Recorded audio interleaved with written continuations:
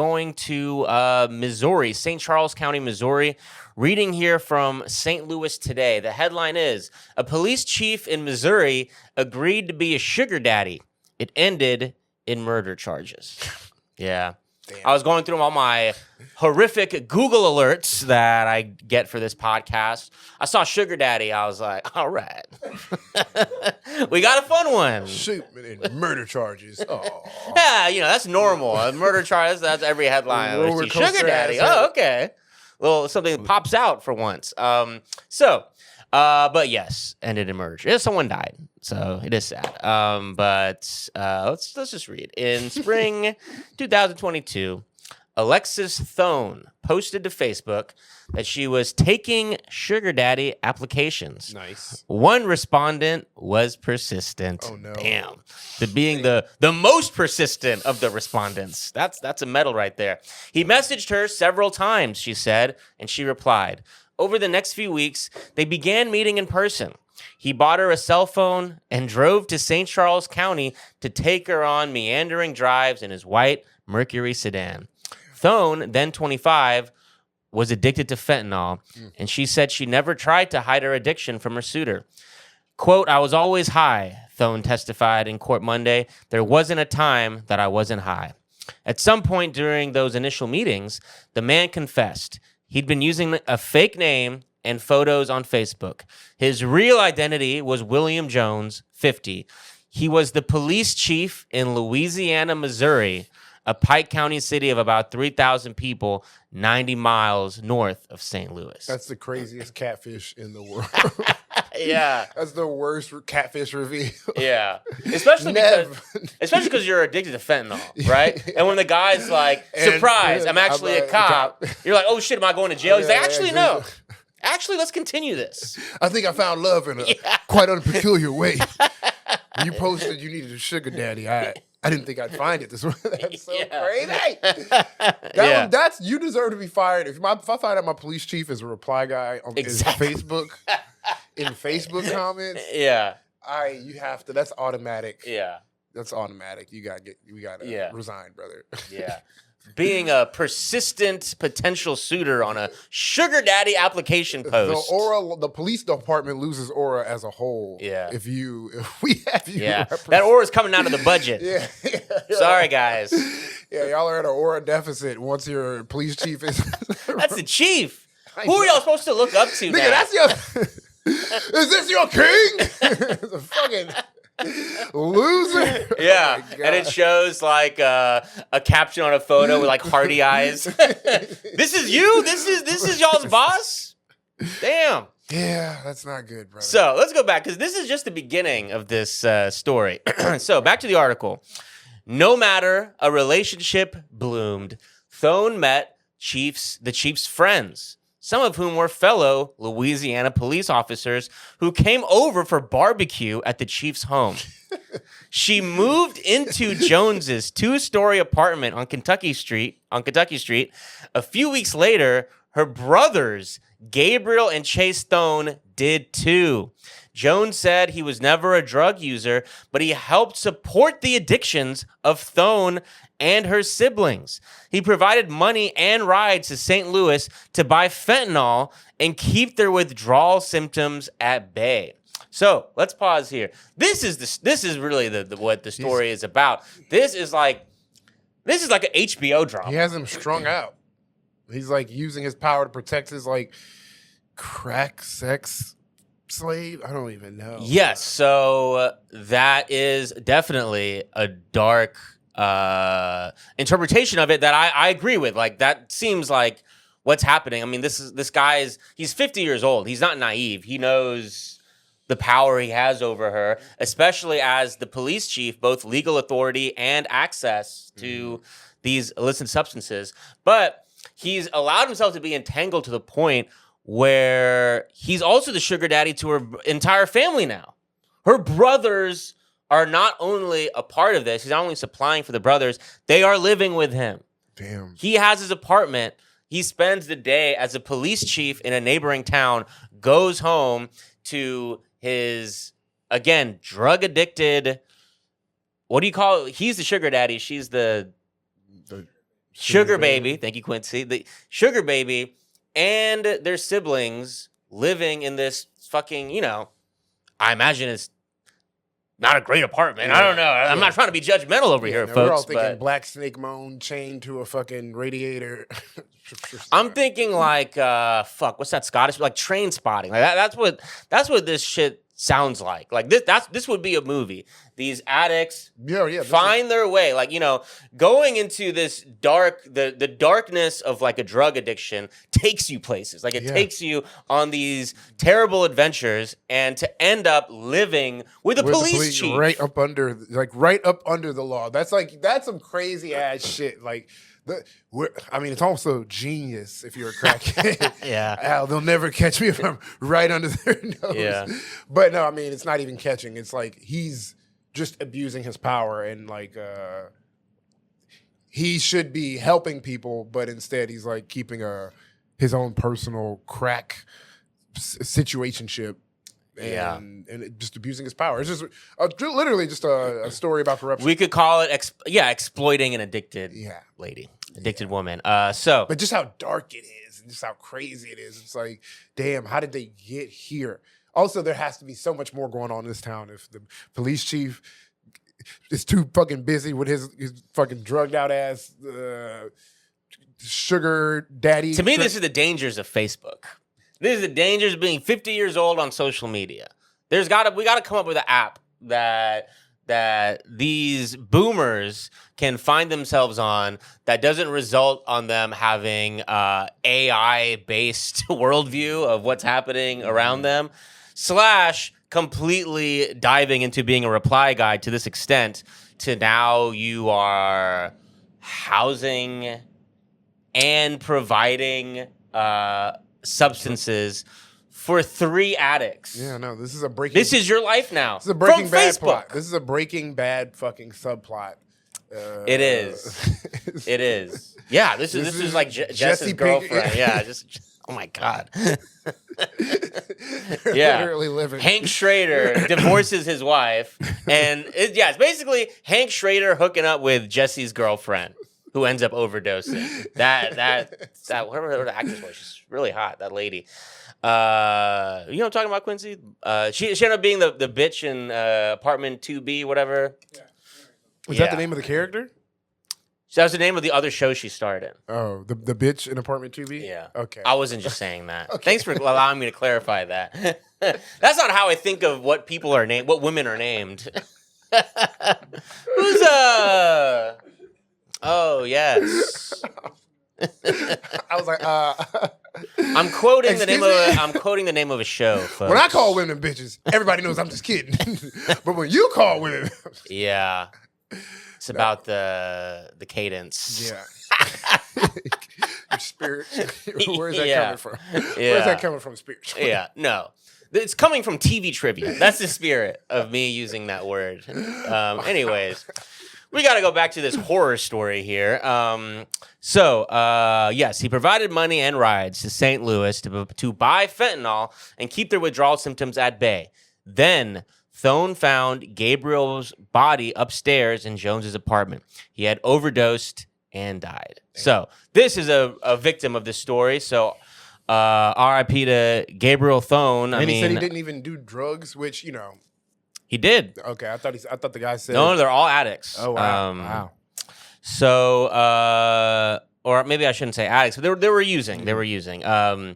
So, responding paramedics described a chaotic scene that day, October 8th, 2022, including pill capsules on the floor, in a garbage can, and between Gabriel's feet. Jones and Thone were charged a day later with several drug-related offenses. In January 2023, they were both indicted on a more serious charge, 1 count apiece of second-degree murder. So, quick pause. Apparently in Missouri, this is how the law works. So obviously, it's not first-degree murder, right? This police chief did not put a gun to Gabriel's head and pull the trigger.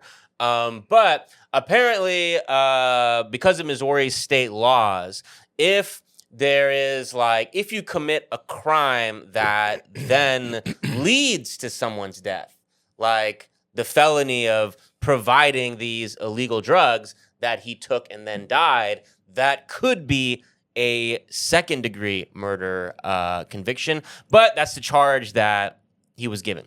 Prosecutors argued the couple was responsible for Gabriel's death because they bought the drugs that killed him. In court last week, a judge disagreed, acquitting Jones, now 54, of the murder charge. Still, the 2-day bench trial in St. Charles County painted a picture of a small-town police chief who used his authority to supply his then-girlfriend and her family with drugs, and the lengths to which he went to maintain that relationship. Thone still faces second-degree murder and drug charges. Her trial is scheduled for October. So, yeah, I mean, that would be messed up if she's the one who gets hit with the murder charge and not him. Although, like, I don't know, like, obviously I don't know all the details between her and her brother and, like, the the intricacies of how, like, these drugs are being distributed among them. But it seems like he was clearly, I mean, it says in the article, he was supplying drugs for these kids, or I shouldn't say kids, young adults. And whether it was just through going and just finding the drugs and procuring them for them, or, using more directly his power as a police chief, either way, he is a supplier. He is the exploiter. He has the power to be able to do this for them. Mm-hmm. Yeah, no, it's just, I'm sitting here trying to be like, why do these people, what is he doing this for? What's his aim? I'm like, oh, you're just disgusting. You're just like a we literally just hire literal monsters and be like, hey, here's a badge, here's a police, and just give them power. I'm like, maybe it's the people who seek that power. Are they all, is there a Mamdani of police chiefs? Yeah. Well, you bring up this point a lot. I think it's a great point to bring up. I don't really hear it being talked about very much, but like, yeah, it does seem like we have an awful lot of police chiefs that we talk about in this story, and it's like, we talk a lot about the culture of policing. Yeah. It seems not good.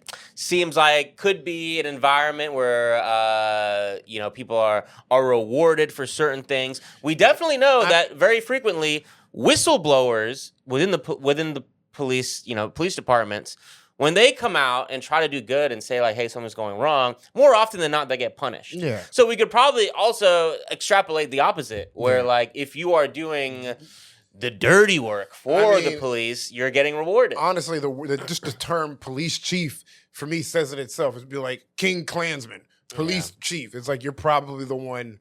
If you're the chief of police, that means you're probably like the apex predator. Yeah. Police, like you represent every archetype of police, good or bad. Most likely, you're willing to cover up and protect. To even be in that position, you probably are willing. You got to protect not just what you see as the public, but also, most importantly, probably your foot soldiers, your officers. So you're like this person who's like, when the public comes at your officers, you got to protect them, even if they're in the fucking wrong. You got to blue line. You just got to have that type of mindset, and it's just like, yeah. And you've been in there for a while. You're like Bane. You've been in the darkness for a long time now. Yeah. This guy's 50-year-old police chief. He knows the ins and outs, and he's been rewarded by this police department for a long time now. Man, every day your life is just filled with just like 12-year-old was shot in Upper Bronx, and it's like that's every day. Nigga, somebody, if I had to deal with that just one day, I'd be like, oh, okay, yeah, I'm gonna sit down. I'm gonna be off for the next 2 weeks or something like that. Yeah, these niggas just go back into work, do 50 years, brother. That cannot psychologically. Yeah, it cannot, just on a psychological level. I don't know. And meanwhile, this guy's going home, opening the door like, honey, I'm home. Yeah, honey. I'm like, maybe I'm just a dainty bitch. Because I'm like, don't you got to, and you know what the thing is? I always think this. I'm always like, maybe people are just built different than me. And then I'll always come to find out these people who do like heinous shit, who just like act, when you see them in action, they're all normalized. They're just like, they're wearing the Punisher outfit, but then they're drinking to like fucking drown out, numb the fucking, all the dark, like all these people are like abusing. None of them are like sober people who are just like dealing with like the ramifications of like their actions. They're always like masking it with some dark something. So I'm always like, okay, maybe this shit does affect them, and they're just numbing it and just living out this ride of evil. Shit I'm gonna do. Yeah, I mean, there's definitely cops that are going around with undiagnosed PTSD. That is definitely not helping. And they're starting to finally do studies. And it's pretty crazy, the number. I'm gonna try to look it up right now. I bet it's like football. I bet when they start studying police officers' brains, that shit gonna be like CT in the 90s. They're like, oh shit. So, well, yes. I mean, definitely.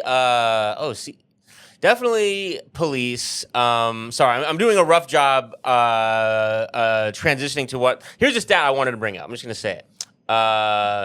That they're starting to do studies now, and they're finding that 23 to 28% of mass shooters are veterans, which is crazy.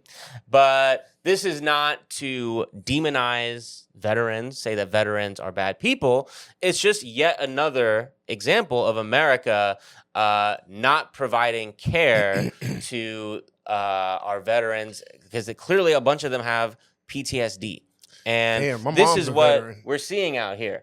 Cops also undiagnosed PTSD, and they're just kind of running amok. And we're not really even making an effort to try to acknowledge this. Yeah, at least the veterans are off the battlefield when they're fucking back here. Yeah. But now that you say that, my mom and my dad were veterans. I'm looking at my mom different. I'm like, oh shit.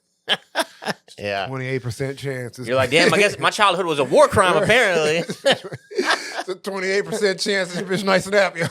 Yeah, dude. No. She was attacking these civilians at home every day. I know. My mom was in like a bad war too, in an illegal war, one we should not have been in. Oh, okay. It wasn't World War II then? It was like my mom was in the Gulf War. We'll be right back. We're stealing oil. But yeah, I don't want to slander your mom. No, she ain't know what kind of war niggas she ain't nothing to do with them people. My mom ain't got nothing to do with them fucking Dick Cheney and them. Yeah, exactly. She was an 18-year-old lady. Yes. Girl, signed up for war. She had no options, no prospects. Thank you. That's all I wanted you to say. No. I wasn't ever putting the illegal war. My mom wasn't in fucking... It was your mom. It was Ashton's mom. I wasn't Pete Head. She wasn't in the OPSEC. Just fucking... It was Colin Powell and Ashton's mom.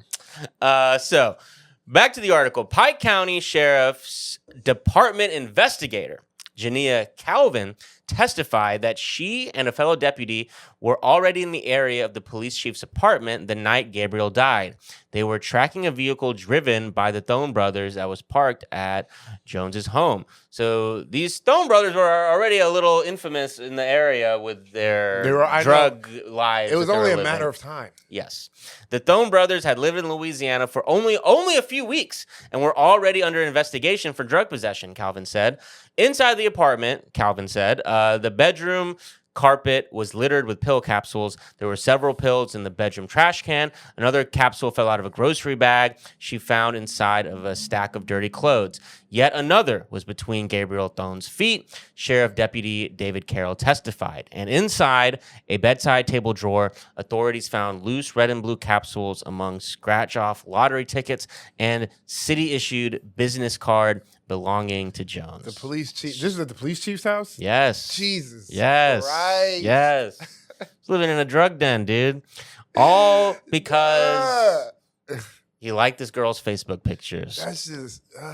On subsequent trips to the apartment, investigators found something else. A zebra print bag containing a half pound of methamphetamine. Nice. Half pound of meth, to me, seems like a lot of meth. The methamphetamine had been seized during a drug arrest years earlier in Louisiana and taken to the state crime lab. It was supposed to be blocks away in an evidence locker at city police headquarters, investigators said. Instead, it was tucked inside the zebra print bag along with dozens of Jones' personal financial documents.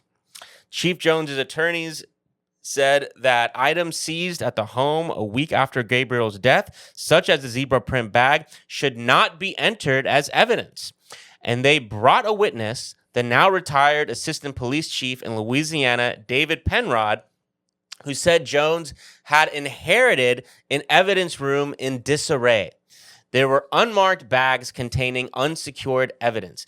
Bags of seized drugs were left on shelves without any notes about relevant cases. Evidence sent to the state crime lab went uncollected for months. Quote, it is clear that the Pike County Sheriff's Department, the Louisiana Police Department are amateurs and amateurish in how they run their departments, Jones's lawyer, Chris Lozana, told Post-Dispatch after the trial.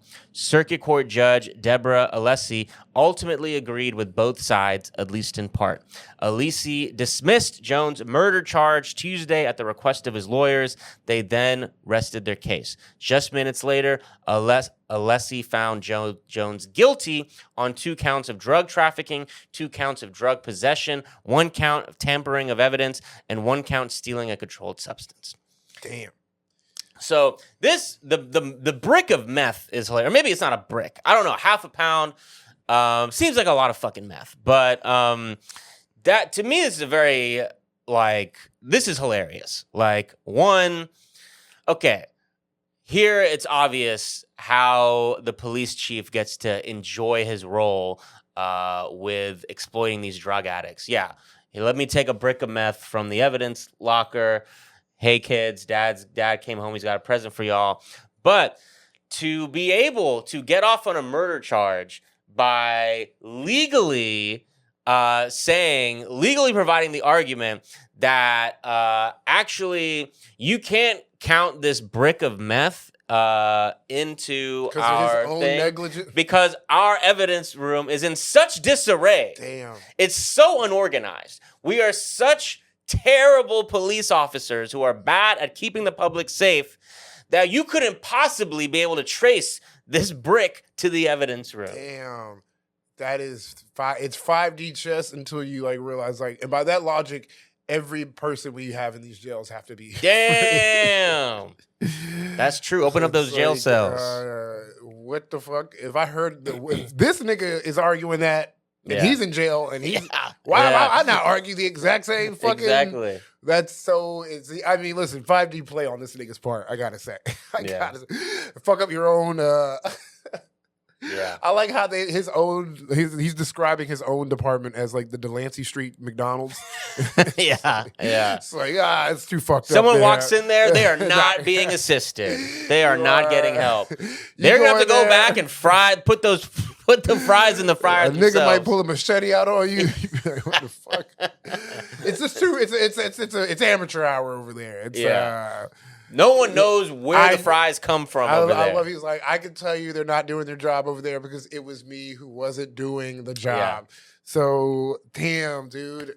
Yeah. I can't, when you hate when you don't, when a nigga you don't like make a good point. Yeah. He's like, well, you're off. Well, yeah. Someone fucked up those evidence lockers. I don't know who. Yeah. I don't know who. Your Honor, my client, Police Chief Jones, would like to posit a cab. Ever thought about that? No. Damn, that's fine. It's horrible, hilarious. I'm just kind of fucked up by the 5D. Yeah. Hey, it's another lesson we can extrapolate about. We were talking about the drug war a lot last episode, last week with the DEA in Albuquerque intentionally allowing the streets to be flooded with fentanyl pills. We always see the doublespeak of the police when it comes to drugs. Now, are we saying fentanyl is not dangerous and that it's good? No, we're not saying that. But we're saying clearly the police are hypocritical here in so many instances when they come out and fearmonger about fentanyl and drugs. Oh, it's so dangerous. Even if you're in a room with it and make eye contact with it, you have to go to the hospital. They say all that sort of stuff because more fear like that means bigger budgets for them. Also, I think they just like to sound like they're doing important work. But if the DEA is intentionally allowing the streets of Albuquerque to be flooded by this substance, if this guy is out here dealing with this substance every day at home, that tells you a lot about what is this drug, how real this drug war is supposed to be. No. It feels like drug war. It's like a drug playbook bored. It's like it's a drug game. Yeah. It doesn't feel. Oh shit! Did we just write The Wire? Did we just figure out a new HBO hit? All right. Let's Let's move on.